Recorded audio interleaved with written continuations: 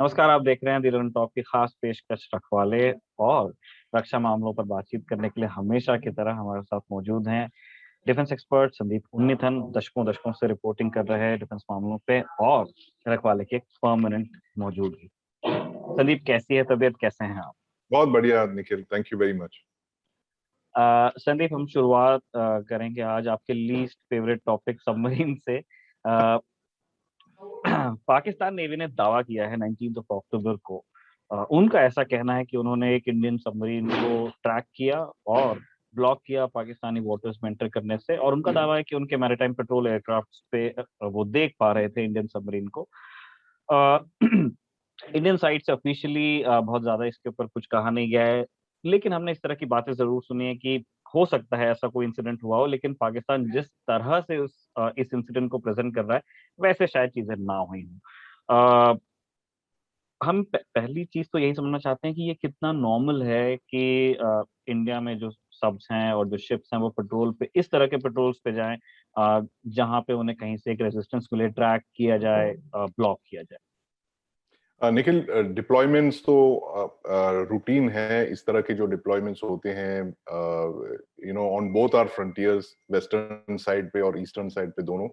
और जहां तक कि सबमरीन्स की विषय है, वो कुछ ज्यादा सेंसिटिव होने की वजह से हमें कभी कंफर्म नहीं किया जाता है कि क्या ये हमारा था या किसी और का था, इसलिए there is always going to be deniability. लेकिन मेरा एक एक दो पॉइंट्स है इसमें कि एक तो था कि it is in international waters. अगर आप देखोगे तो 150 किलोमीटर दूर था, तो it's not really in Pakistan. Pakistan के ईईजेड में था, लेकिन पाकिस्तान के कोस्टल एरियाज में नहीं था। उनके 12 नॉटिकल माइल्स इसमें नहीं था। So it is very hard to say कि इट वाज अ वायलेशन या उसको भगाया गया है, ऐसा कुछ था। that's one major point. The other issue is that हम ये भी कह सकते हैं कि may be the Indian navy जाके वहां पे डेलिबरेटली ऐसा किया हो, ये बताने के लिए थोड़ा ये कि we have deployed our assets, ताकि their attention is always, they are on high alert एक तरह से। लेकिन तीसरा जो पॉइंट है, if it is indeed true कि ऐसे सबमरीन्स को, ये पहली बार नहीं है, पिछली बार भी ऐसे कुछ एक दो घटनाएं हुई है जिस इट हैज कम आउट पहले। अगर सबमरीन्स को ट्रैक किया जा रहा है, then that's a very serious issue. And इस बात पे हमें चिंता करनी चाहिए इस विषय पर कि if you are being tracked on a regular basis, अगर ये वाकई इंडियन सबमरीन था और इसे नॉन स्टॉप ट्रैक किया जा रहा था, देन इट इज अ चिंता का विषय है। और अगर हमें पता भी नहीं चल रहा हो कि इस सबमरीन को ट्रैक किया जा रहा है, that is even more serious. क्योंकि जो सबमरीन्स की जो सबसे बड़ी उसको कहते हैं एसेट जो है, वो है कि वो पानी में छिप सकता है। और सिर्फ एक अकेला एक समय ऐसा है जबकि वो स्नॉर्केल करने पानी के पास समय ये सरफेस के पास आता है, और वो फनल को दे हवा में हवा लेने के लिए वो स्टिक कर डिप्लॉय कर दिया। तो that is when the submarine is also at its most vulnerable. और अगर ये सारी चीजें साबित हो गई कि if it is indeed our submarine there, then you will have to look at other ways of deploying submarines. तो फिर आपकी जो इंडिजिनस एआईपी पैकेज है, इंडिजिनस एआईपी सॉल्यूशंस है, उस तरह के हमें सोचने की जरूरत पड़ेगी। और not only that, may be there are other solutions also that you should be considering, जो जैसे कि आपने सोचा नहीं होगा पहले, जैसे अनमैन्ड अंडर वाटर व्हीकल्स। ये जरूरी नहीं है कि आप एक फुली मैन्ड सबमरीन को वहां पे डिप्लॉय किया करे। हो सकता है आप एक अंडर वाटर अनमैन्ड सबमरीन्स को डिप्लॉय कर सकते हैं, which can do the same job. And in the same thing, जो जैसे कि ड्रोन्स के आने के बाद मैन पेट्रोल मिशंस, मैं नहीं कहता हूँ कि पूरी तरह से खत्म हो गए, लेकिन बहुत सारा जो हेवी लिफ्टिंग था वो अब ड्रोन्स करने लगे हैं। और ये हमें बहुत सालों के बाद ही एहसास हुआ है, जब हमने वो 2 MQ-9 लीज पे लिए यूनाइटेड स्टेट्स से, और जो उसे लगातार डिप्लॉय कर रहे हैं ईस्टर्न सेक्टर में, Indian Ocean, Malacca straits areas पर। तो we should also start now considering other options कि is it wise to send submarines there so frequently? Can we look at technological solutions, तो उस तरह के चीजें सामने आती है, and this is it's a good thing also कि एक these issues are being debated, Yes. क्योंकि अगर if there is no detection, if there is no debate, if there is no discussion, then life continues पहले जैसा, कुछ incentive नहीं होगा change करने के लिए. So this is maybe it is a time for us to reassess our technologies जो भी हम जिस पे हम pursue कर रहे हैं. इसी जब संदीप आप बात कर रहे थे एआईपी प्लग, तो उससे मुझे वो बहस याद आ गई, और मैं थोड़ा सा मैं चाहता हूँ कि हम एआईपी पर भी बात कर लें, लेकिन उससे पहले जैसे जब हम इस इंसिडेंट के ऊपर, अलेजेड इंसिडेंट के ऊपर जब हम देख रहे थे कि क्या क्या चीजें हो रही है, एडमिरल अरुण प्रकाश जिन्होंने पाकिस्तान के साथ एक जंग लड़ी है 70 में, उन्होंने ये कहा कि सिर्फ अगर आपकी कोई सबमरीन को अगर कोई सिर्फ डिटेक्ट कर लेता है, अगर वो स्नॉकल कर रही है, तो वो एक बहुत बड़ा अचीवमेंट वैसे भी नहीं है, क्योंकि वो ऑब्वियसली वो सरफेस के बहुत पास है, तो अगर आप देख लेते हो तो उसमें कोई बहुत बड़ी बात नहीं है. दूसरी एक बहस जो जिसमें एडमिरल प्रकाश भी अपना पक्ष कई बार रख चुके हैं, उस पर हम ध्यान दिलाना चाहते हैं. एक धड़ा है वेटरन्स का और साइंटिस्ट का और जो वॉचर्स हैं नेवी के और जो स्ट्रेटेजिक एक्सपर्ट्स हैं, जो ये कहते हैं कि जो एआईपी प्लग डीआरडीओ ने बना लिया है, उसको अब वक्त आ गया है कि उसको आप एक सबमरीन में लगा के टेस्ट करो. ये पॉन्टून वगैरह से अब आपको ग्रेजुएट करने की जरूरत है. ये एक साइड है. दूसरे साइड में एडमिरल प्रकाश और उनकी तरह सोच रखने वाले एक्सपर्ट्स हैं जो ये मानते हैं कि फिलहाल हमारी जो सबस्ट्रेंथ है वो इतनी ज्यादा नहीं है कि हम एक ऑपरेशनल सबमरीन को निकाल कर, क्योंकि आपको डीकमीशन करना पड़ेगा उसको, एक तरह से उसको बीच में से आप स्लाइस करोगे, प्लग लगेगा, दोबारा फील्ड होगी, और तब वो एक सीरीज ऑफ एक्सपेरिमेंट से गुजारी जाएगी. आप क्या सोचते हैं संदीप इस बहस के बारे में? निखिल, ये एक बहुत बड़ी एक गैप है जो हम फिल नहीं कर पाए आज तक, ये एक ट्रायल्स प्लेटफॉर्म का. और आपको याद होगा कई साल पहले एक नेवी की एक सबमरीन हुआ करती थी, मुझे ठीक से उसका नाम याद नहीं, आई think it is one of the के क्लास, कलवरी या खंडेरी, जिसको एक ट्रायल्स प्लेटफॉर्म में बदला गया था. काफी पुरानी सबमरीन थी वो, नेवी की फॉक्सट्रॉट क्लास की, जो रशिया से लिए गए थे 1970s में. उसको कन्वर्ट किया और बहुत सारे क्रिटिकल टेक्नोलॉजीज उस पे फिट किए थे, जैसे पंचेंद्रिय सोनार और सॉरी उशस और पंचेंद्रिय जैसे सेंसरी सोनार कम्युनिकेशन सिस्टम्स, वो बहुत सारे ऐसे नए सिस्टम्स उन्होंने ट्रायल के दौर पे इस सबमरीन पे फिट किए थे, और काफी साल तक उसको ट्रायल करने के बाद परफेक्ट कर दिया और एटीवी में इसको फिट किया गया था. तो बात उस समय की है जब हमारे पास 16, 17, 18 सबमरीन तक की फ्लीट थी, तो वी कुड स्पेयर 1 और 2 सबमरीन. लेकिन अब इस 2021 में हमारी सबमरीन स्ट्रेंथ इतनी घट चुकी है कि we can not afford that luxury one. So जो एडमिरल अरुण प्रकाश कहते हैं बिल्कुल सही है, we need a trials platform. और अगर नेवी स्पेयर नहीं कर सकती है तो ऐसे बहुत सारे सेकेंड हैंड सबमरीन्स पड़े हैं, रशिया के पास बहुत सारे पड़े हैं, ये मैं जानता हूं, क्योंकि उन्होंने कुछ ऑफर भी किए हमें 3 या 4 सेकेंड हैंड सबमरीन्स. तो हम इसे क्यों ना इसे रिफिट करके एक ट्रायल प्लेटफॉर्म के तौर पे लेके उसे बहुत सारे इंडिजिनस टेक्नोलॉजीज जो भी हम ट्राई कर रहे हैं, जैसे कि एआईपी हो या सोनार हो, कॉम्बैट स्वीट्स हो, इस तरह की टेक्नोलॉजीज को ट्रायल करने के लिए we need a full dedicated platform. तो मैं समझता हूँ कि बहुत ही जरूरी है एक इस तरह की एक सबमरीन को अक्वायर करना. कुछ साल पहले एक प्रपोजल भी था डीआरडीओ की तरफ से कि हम एक सबमरीन बनाना चाहते हैं देश में, इंडिजिनस एटीवी की जो शिपयार्ड है जहाँ पे हमारे न्यूक्लियर सबमरीन बनाते हैं, वहीं पर वो एक कन्वेंशनल सबमरीन बनाना चाहते थे ट्रायल्स के तौर पे, लेकिन वो प्रपोजल आगे नहीं बढ़ा. लेकिन this is something that we really need to look at, because अगर हम जिस तरह से एडवांसेस कर रहे हैं अंडर वाटर टेक्नोलॉजीज में, सबमरीन हमने प्रोजेक्ट किए हैं 20-24 submarines, conventional and nuclear, we will need experimental submarines to try these technologies out. और संदीप, हमें ये भी मुझे ऐसा लगता है कि नेवी की एक एंजाइटी वहां से भी आती होगी, बिकॉज नेवी अकेली फोर्स है जिसको प्रोडक्ट नंबर 1 को भी फील करना पड़ता है। जैसे आपने अगर जैसे इंडिजिनियस एयरक्राफ्ट कैरियर आपने बनाया तो उसमें ये स्कोप ही नहीं है कि हम कहें कि नहीं इसमें ये गलती हुई है या वो गलती हुई है, हम इसको लड़ाई में लेके नहीं जाएँगे। उसको आपको फील करना ही करना है क्योंकि इतना कैपिटल इन्वेस्टमेंट वगैरह है। तो वो चाहते हैं कि अगर उनके किसी इक्विपमेंट को या शिप को या दूसरे बोट्स आप किसी को भी आप कोई भी चीज़ करें, तो उसको लेके काफ़ी कंफर्टेबल होना चाहिए सामने वाला काम में। अगर वहाँ फिनेस नहीं होगी तो फिर इस तरह की चिंताएँ बनी रहेंगी। संदीप अब हम वेस्टर्न सीबोर्ड से चलना चाहते हैं ईस्ट की तरफ और ईस्ट में भी नॉर्थ ईस्ट जहाँ पे भी अंडरस्टैंड कि अभी इंडियन आर्मी ने काफ़ी सारे जर्नलिस्ट को होस्ट किया। ऑलमोस्ट एक टूर था जिसमें असम और अरुणाचल प्रदेश दोनों तरफ एलएसी के करीब इंडिया के ऑपरेशनल प्रिपेयर्डनेस को डिस्प्ले किया आर्मी ने।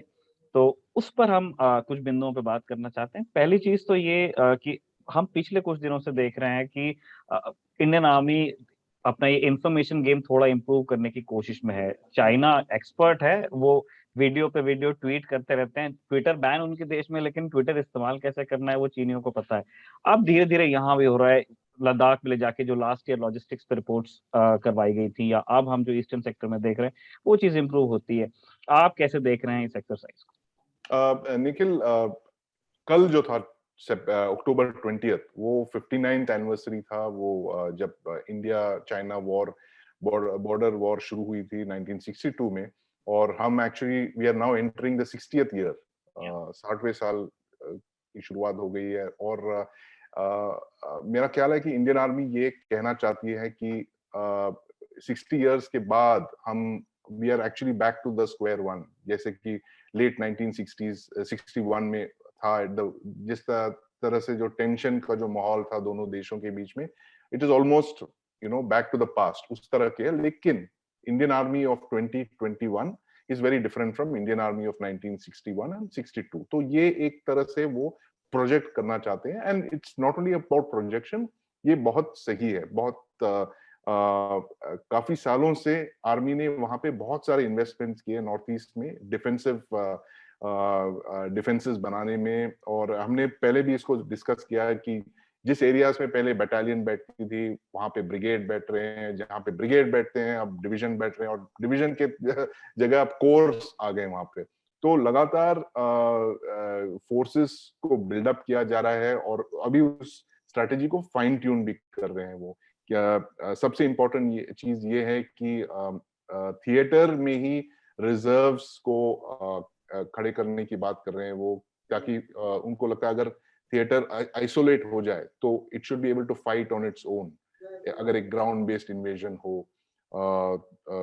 जैसे पहले, क्योंकि हमारी फोर्सेस में एक शॉर्टफॉल थी नंबर्स में, तो there was always talk of rushing divisions from west to east and east to west, इस तरह की जो प्लानिंग हुआ। Now they are looking more at locating forces within the theatre. तो पिछले एक साल में that we have to be very thankful to the Chinese कि लद्दाख में उन्होंने जो मूव्स किए उसकी वजह से हमें एक्चुअली जो प्लान्स हमारे थे उसको थोड़ा forward, we had to bring it forward deployments के तौर पे। काफी सालों से 10-15 साल से लोगों ने डिस्कस भी किया था कि क्या हमें 3 स्ट्राइक कोर्स की जरूरत है, पाकिस्तान फेसिंग स्ट्राइक कोर्स। और ये मैं कहना चाहता हूँ कि अजय शुक्ला जो है डिफेंस एनालिस्ट, उन्होंने 10 साल करीब पहले उन्होंने ये सजेस्ट किया था कि आपके 3 स्ट्राइक कोर क्यों बैठे, एक स्ट्राइक कोर को आप चाइना फेसिंग कर दीजिए और आपको ये नए माउंटेन स्ट्राइक कोर की जरूरत नहीं पड़ेगी। तो इस तरह की जो सोच बहुत पहले हम डिस्कस कर रहे थे, आज it is now become a emergency kind of thing. तो इसलिए आप जानते हैं it is been reported widely कि एक स्ट्राइक कोर को हटा के it is now been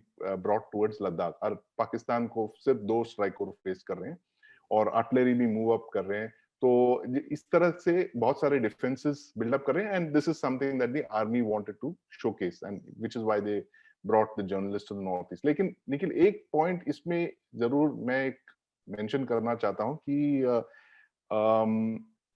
it is 1962 की वॉर, अगर इन द अनफोर्सीन इवेंट की इंडिया और चाइना के बीच में अगर कोई एक दूसरी बॉर्डर स्कर्मिश हो जाएगी, it is not a given कि it will only be fought by the army।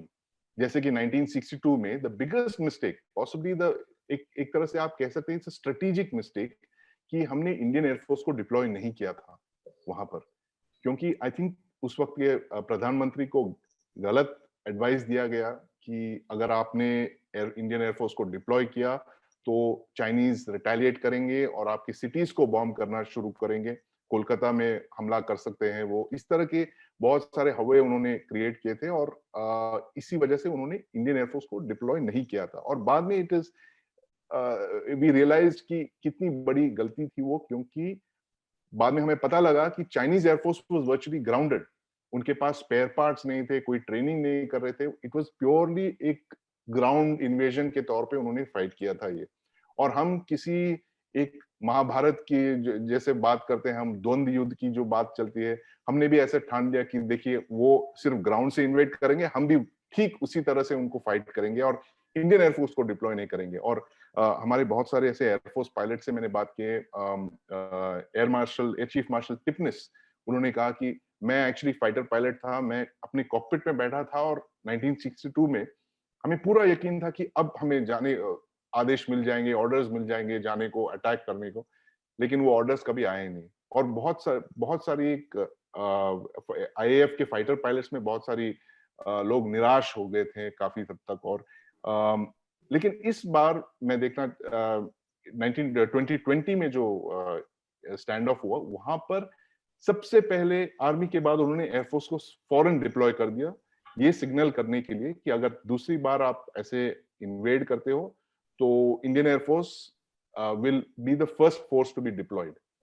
इसीलिए उन्होंने एक तरह से विजिबल डिप्लॉयमेंट दिखाया, फाइटर जेट्स को फ्लाई किया, लद्दाख में फॉरवर्ड बेस कर दिए, बहुत सारे ऐसे फॉरवर्ड एयरफील्ड्स को एक्टिवेट किया, रेगुलर सॉर्टीज उन्होंने फ्लाई किया, ये बताने के लिए कि इंडियन एयरफोर्स अलर्ट, सतर्क है और it will enter the combat if you cross the line. तो that message I think went out very clearly, क्योंकि पिछले महीनों में हमने जो भी देखा है सैटेलाइट पिक्चर्स के द्वारा, जो मॉडिफिकेशंस किए जा रहे हैं, जो एक्सपेंशन, एयरफील्ड एक्सपेंशन वगैरह, it is solely meant to counter the Indian air force. जो एयरफील्ड्स को वो एक्सपैंड कर रहे हैं, मॉडिफाई कर रहे हैं, ब्लास्ट पेन्स फिट कर रहे हैं, उनके ये चाइनीज एयरफोर्स पीएलएएफ की जो कॉम्बैट कैपेबिलिटी है उसको एनहांस करने की वो बहुत कोशिश कर रहे हैं। And I think that last years वो जो एयरफोर्स की जो deployment, that took them by surprise. So अब वो चाहते हैं कि वो इंडियन एयरफोर्स की जो भी एडवांटेज हैं, जैसे हमने बात किया है पहले एपिसोड्स में भी कि it takes off from the plains, हमारे जो फाइटर एयरक्राफ्ट प्लेन से उड़ते हैं, इसीलिए they can take off with more fuel and more, और that is one very big strength. तो उसको न्यूट्रलाइज करने के लिए वो क्या क्या कर रहे हैं, they are building more airfields, they can deploy more aircraft, इस तरह से। तो that's the way the Chinese are looking at our posture. इसे मैं cycling back to जब जिस पॉइंट से हम शुरू कर रहे थे कि it is not going to be army only an offensive, ये हमें एक्चुअली इंटीग्रेटेड पिक्चर के तौर पे देखना चाहिए। And I am really looking forward to a joint exercise between the army and the air force.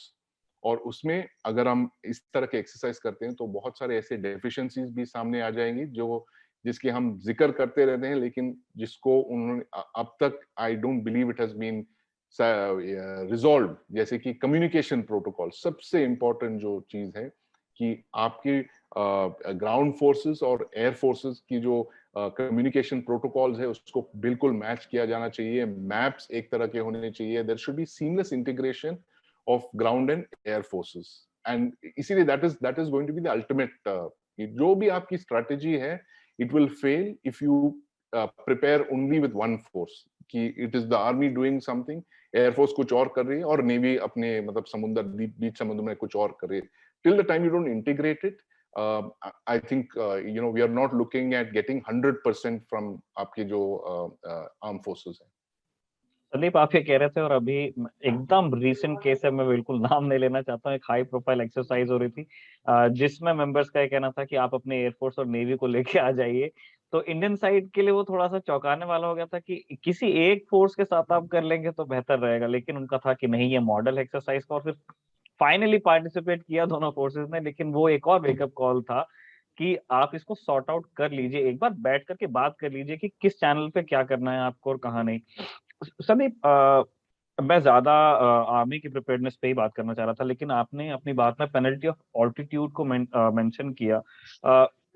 ये मेरे समझने के लिए, ये सवाल गलत भी हो सकता है। हम ये देख रहे हैं कि पिछले साल जब जून में हमने देखा कि चीन की तरफ से एक अग्रेशन हुआ और हमने सबसे पहले अपनी एयरफोर्स को फील्ड किया, जिसका रीजन आपने एक्सप्लेन कर दिया है कि क्यों। तब से हम पेनल्टी ऑफ ऑल्टीट्यूड की बात कर रहे हैं। क्या मुझे समझना है कि क्या ऐसा कोई तरीका चीन ने अब तक के नहीं डिसाइफर, उन्होंने इस प्रॉब्लम को अब तक के ट्रबल शूट कर नहीं लिया होगा क्या?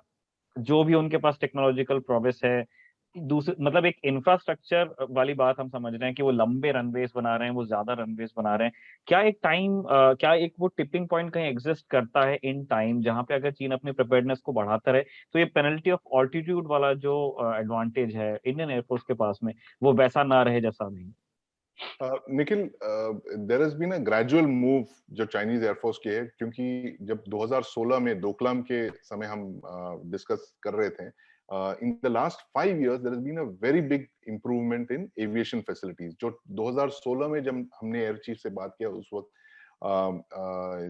It was air chief marshal, who was the chief at that time 2016 में, Dhanoa, air chief marshal Dhanoa. उन्होंने कहा कि चाइनीज एयरफोर्स पीएलएएफ की जो डिप्लॉयमेंट है on the Tibetan plateau, offensive deployment नहीं है।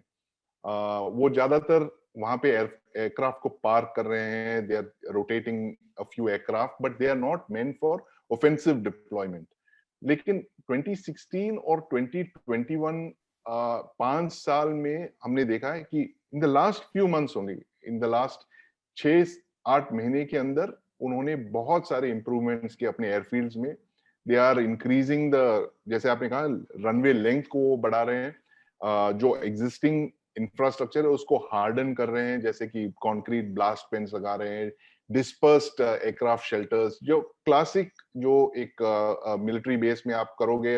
इफ यू एंटिसिपेट कि दुश्मन का हमला आने वाला है तो आप क्या क्या करोगे, उस तरह के उन्होंने सारे इंफ्रास्ट्रक्चर बिल्ड किए वहां पर। And I believe that they are, I'm sure they are aware of this and they are working on something or the other. चाहे वो more airfields बनाने की बात हो कि larger dispersal of airfields, more aircraft can be deployed. जो aircraft deploy होते हैं वहां पे, वंस वो टेक ऑफ करने के बाद उसको उनको रिफ्यूल किया जा सकता है। They can may be fly bombers from distant bases, कि it does not have to operate from the Tibetan plateau. आप पीछे वाले किसी एरिया से आप फ्लाई कर सकते, from the coast you can fly और बॉम्ब। उनके पास एक काफी बड़ी एक बॉम्बर फ्लीट है, तो may be they can use that. They might use missiles also, क्योंकि ये तो एक ऑलमोस्ट 100% बिलीफ है हमारे साइड से कि पहला अटैक जो आएगा चाइनीज के साइड पे, अगर वो God forbid if there is a war, जो फर्स्ट अटैक जो होगा उनकी तरफ से, it will be a missile attack. एक मैसिव, एक उनके सारे बैलिस्टिक मिसाइल्स से वो अटैक करेंगे, हमला करेंगे, और हमारे एयर बेसिस को टारगेट करेंगे, एयर बेसिस, इंफ्रास्ट्रक्चर वगैरह। So it is not necessary कि वो पहला जो हमला होगा it will be from the air force और it will be from fighter aircraft. ये भी हो सकता है कि it could be a cyber attack. दूसरा सबसे वॉर गेम्स जो सिनारियो है आजकल, वो ये है कि ओपनिंग शॉट्स जो है चाइना की तरफ से, हो सकता है वो साइबर अटैक वो कर देंगे, हमारे पावर सेक्टर को पैरालाइज करने की कोशिश करेंगे। when your power is paralyzed, you cannot run all your systems on backup. काफी सारे जो सिस्टम्स है, it will be on main lines and that will be disrupted. तो इस तरह की उनकी जो वॉरफेयर फाइटिंग थिंग है निखिल, इट इज इट्स एक हाइब्रिड मॉडल है। और ये हम अब जिस बात की हम अब बात करने लगे, जिस जिस कॉन्सेप्ट्स की हम बात करने लगे, हाइब्रिड वॉरफेयर हो, जॉइंटमैनशिप हो, वो 10 साल से वही बात कर रहे थे। एंड जाहिर है कि वो ये इसको अगर वो जंग लड़े in the near future, they will absolutely deploy all that they have trained for पिछले 10-15 साल में in the first opening salvo of the battle. हम, हो सकता है हमारी नेवी एक्सपेक्ट कर रही हो कि चाइनीज नेवी आके हमारे साथ लड़ेगी। It is quite possible that the Chinese rocket forces will be the first to attack the navy, ये भी हो सकता है। तो हमारी जो थिंकिंग है काफी लीनियर है इसको लेके। जैसे मैं कह रहा था, वो महाभारत को जो द्वंद्व युद्ध है, जैसे दुर्योधन, गदाधारी दुर्योधन के साथ गदाधारी भीमसेन लड़ेंगे, इस तरह की that concept will not happen in the future. तो future war की जो अनफोल्डिंग है बहुत ही विचित्र तरीके से होगा. एंड जैसे इन the last couple of months हमने देखा है कि जिस तरह से बैटल्स हुए हैं, आर्मीनिया अजरबैजान हो या फिर ईरान और सऊदी अरेबिया के बीच वो जो अनडिक्लेयर्ड वॉर जो फाइट कर रहे हैं, वो इस तरह के हो सकते हैं. It will not be conventional war, जैसे कि देयर विल बी एक प्रिएम्प्टिव अटैक होगा हमारे ऊपर, उसके बाद प्रधानमंत्री जी जाएंगे और अनाउंस करेंगे देखिए देश पे हमला हो रहा है. जो 50 साल पहले हुआ था 1971 में, हो सकता है अगले जो भी जंग हो रही है it will be completely different. इसलिए इट इज इम्पोर्टेंट ये सारे जो सिनारियोज हैं, जितने भी सिनारियोज हैं, हाउएवर इम्प्रोबेबल आपको लगता है, we should prepare for all of these scenarios. अगर साइबर वॉर को लेके एक सिनारियो है, we should rehearse that.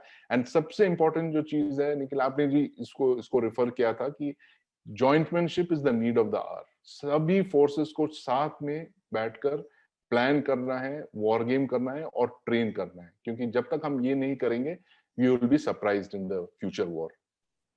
Sunny बस एक छोटी चीज ऐड करना चाहता हूँ विद परमिशन. आपने कहा थिंकिंग इज लीनियर, मैं कहना चाहता हूँ थिंक लीनियर के साथ वो ग्रेजुअल भी. This is what we are seeing in Poonch.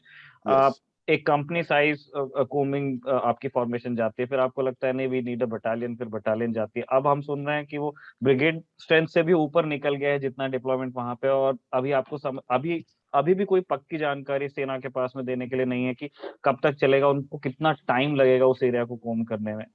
तो हम धीरे, मतलब हाथी की तरह धीरे धीरे ढोल बजते हैं तब जागता है. बिल्कुल. हाँ. मुझे पूरी तरह आपने बिल्कुल सही कहा Nikhil. I just take 1 minute. और ये मैं I am not fully aware of what is going on the ground. जो है ग्राउंड कमांडर्स कर रहे हैं, I am sure they are doing a good job. लेकिन मेरे कुछ ऑब्जर्वेशंस है कि हम 30 साल से ये लगातार करते आ रहे हैं.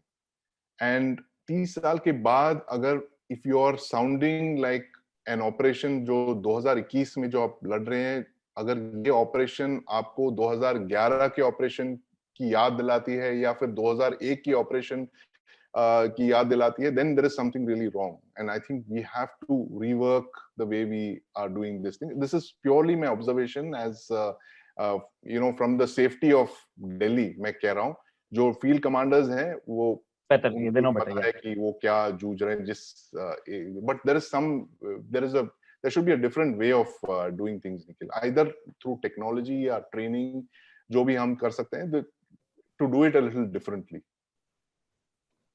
सही है. और इस बार डेथ टोल भी संदीप काफी ज्यादा बड़ा है. हमने देखा था कि 2011 में भी पुंछ में ही हुआ था और वो एक बहुत लंबा ऑपरेशन था. और उसके लिए एक एक्सप्लेनेशन है वहाँ का, उसका टेरेन, ज्योग्राफी. और Yes. हमारे पास क्योंकि हम 3 साइड से वहां पे घिरे हुए हैं, तो एक बहुत बड़ा असॉल्ट पॉसिबल नहीं है किसी भी तरह के ऑपरेशन में. पर 9 कैजुअलिटी सिर्फ एक ऑपरेशन में एक बहुत बड़ा नंबर है एक ऐसी फोर्स के लिए. और जो आप कह रहे हैं कि 3 डेकेड से आप वहां पे डिप्लॉयड हैं, अभी तक के तो आपका पूरा नक्शा वहां पे आपके सामने होना चाहिए कि कहाँ पे क्या है.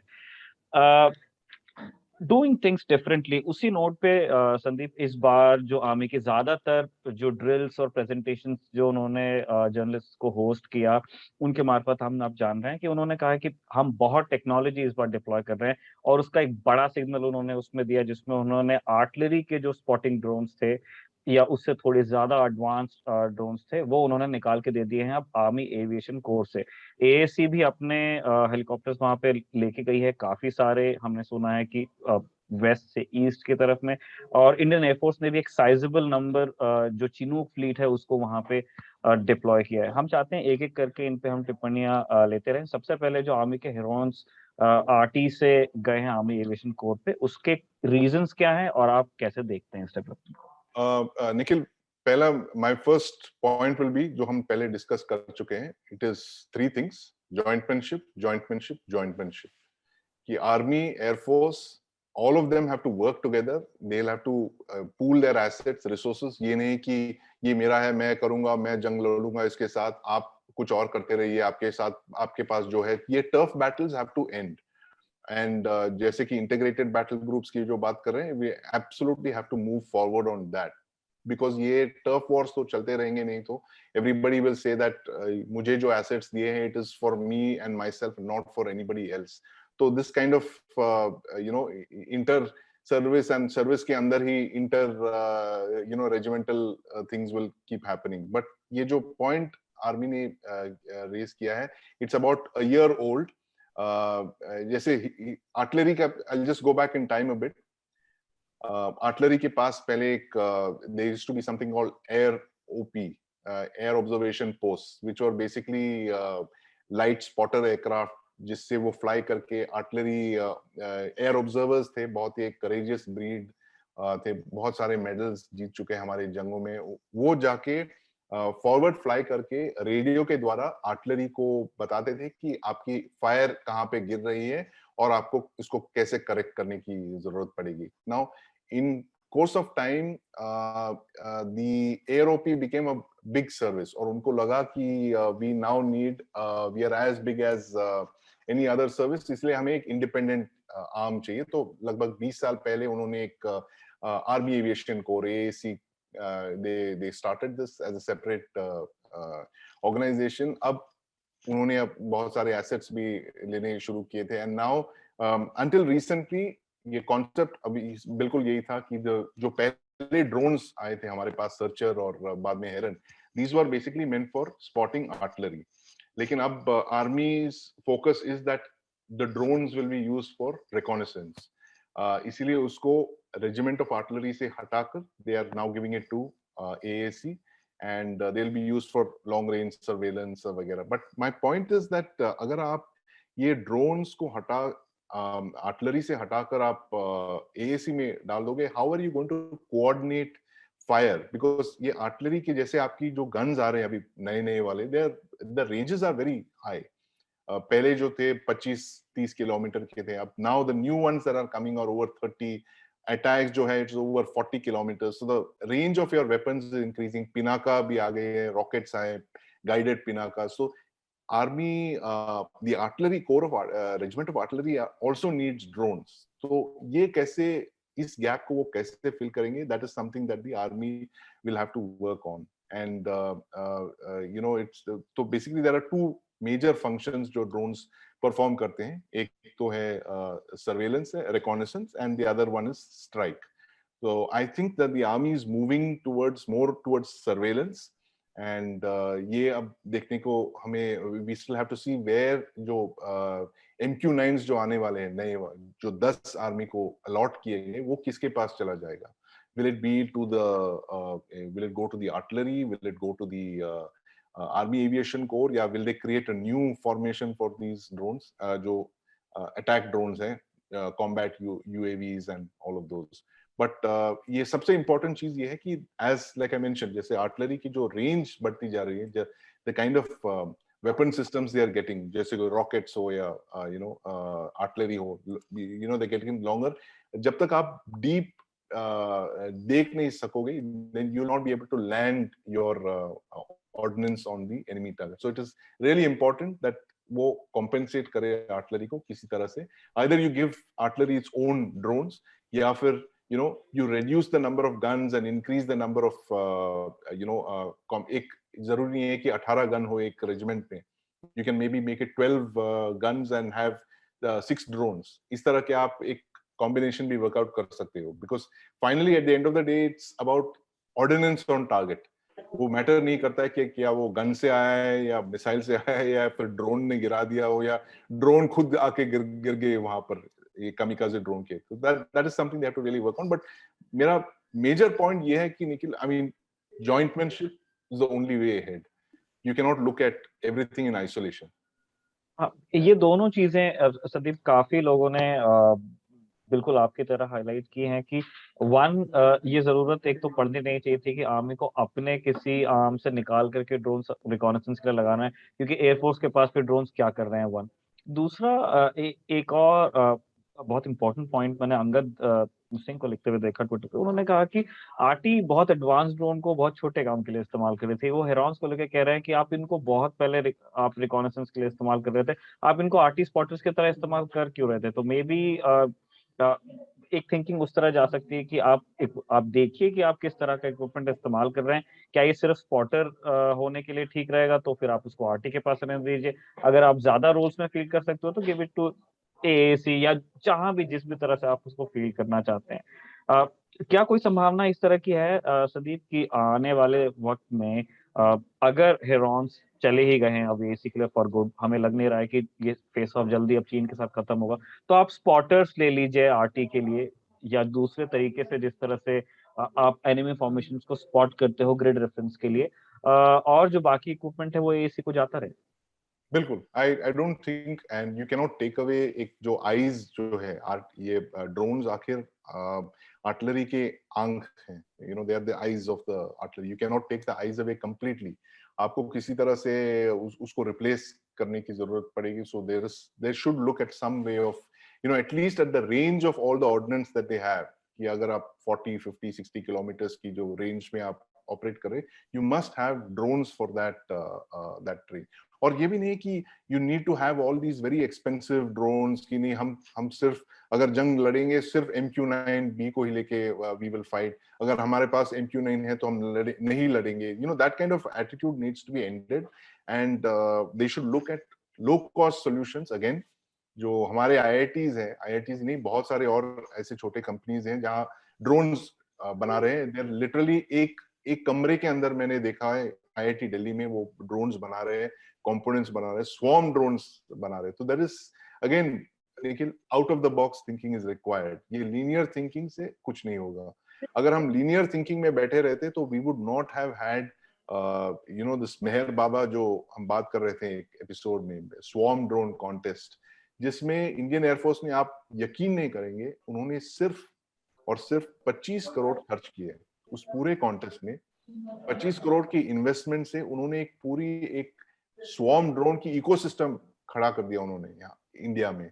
इतने सारे कंपनीज आ गए, 4 5 6 कंपनीज, जो अब फाइट कर रहे हैं, compete कर रहे हैं, स्वॉर्म ड्रोन्स बना रहे हैं। एल्गोरिदम, सबसे इंपॉर्टेंट चीज जो है, एल्गोरिदम्स उन्होंने परफेक्ट किए हैं, और अब इंडिया में ही वो सारे कंपोनेंट्स बना रहे हैं। और आपने सिर्फ एक छोटे इन्वेस्टमेंट, 25 करोड़ के इन्वेस्टमेंट से आपने एक इकोसिस्टम खड़ी कर दी। Can you imagine? और मैं कंपैरिजन के तौर पे बताना चाहता हूं कि जो MQ-9 हम खरीदने वाले US से, एक MQ-9 की कॉस्ट 700 करोड़, 700 करोड़ की एक प्लेटफॉर्म है।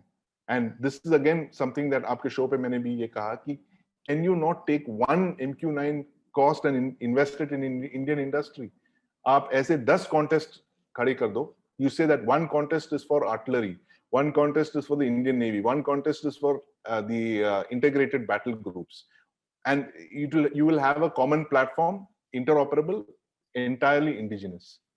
इस तरह की we have to keep thinking out of the box। ऐसा नहीं कि मैं जो भी करूंगा it will all be through DPP या DAC, और it will be, you know, मुझे मैंने फैक्टर इन कर दिया कि मुझे 5 साल लगेंगे, 7 साल लगेंगे एक्विजिशन के लिए।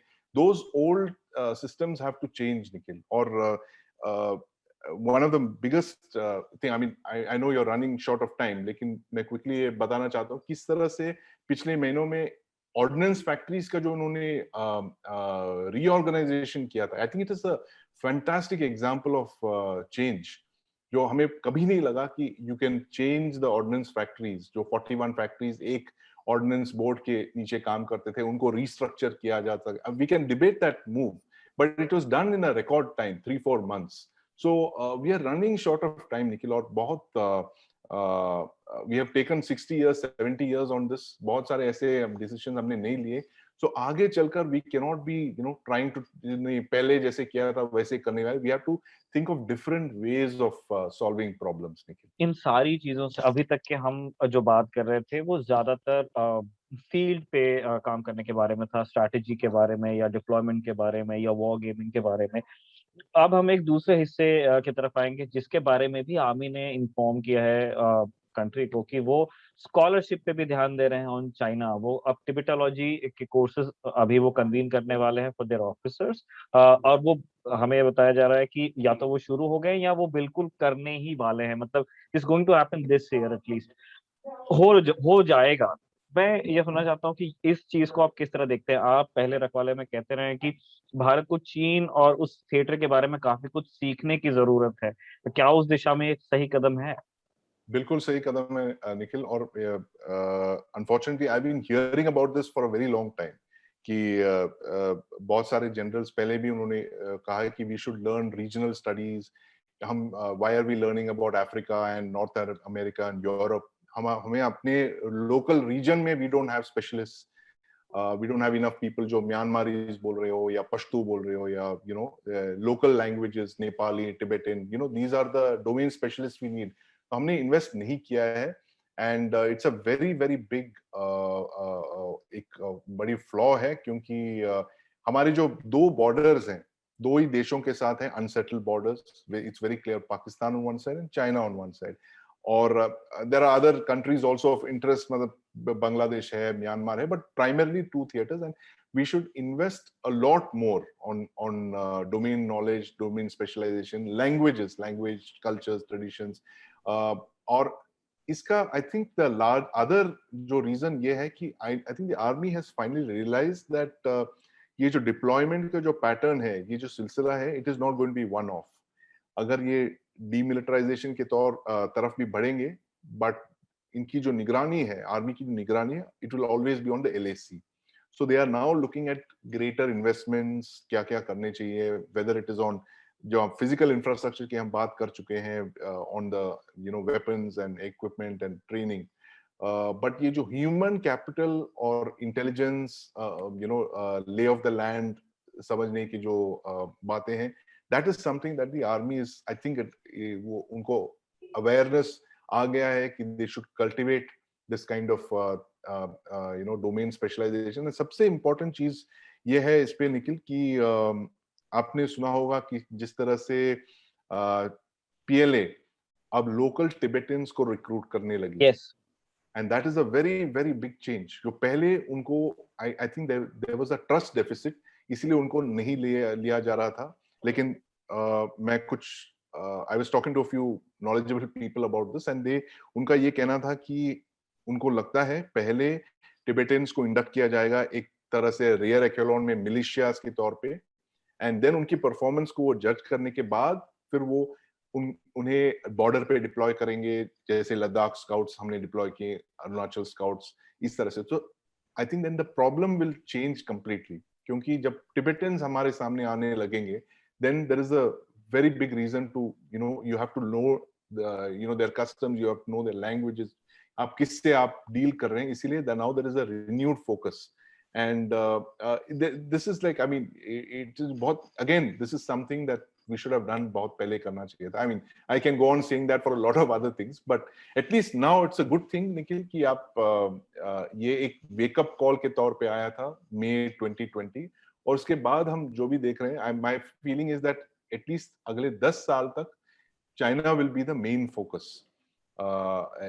जिस तरह से 1961 के बाद almost till 1971 China was the primary focus military थे, जिस तरह से हमने एक्विजिशंस किए, आर्मी को डबल किया, एयरफोर्स को 45 स्क्वाड्रन्स दिए, नेवी की नंबर्स को इंक्रीज किया, उस तरह से there will be not in terms of physical numbers, but I think mind space जो है, China will start occupying more mind space in terms of all these measures that we spoke about, Nikhil।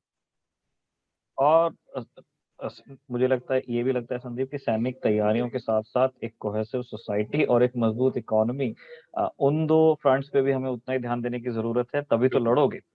On that note Sandeep, हम चाहते हैं कि रखवाले की इस किस्त को भी हम यहीं कंक्लूड करें। खूब अच्छा लगा आपको वापस रखवाले में देख के। दर्शक स्पेशली डिमांड रखते हैं कि ये सवाल इनसे पूछिए, ये सवाल इनसे पूछिए।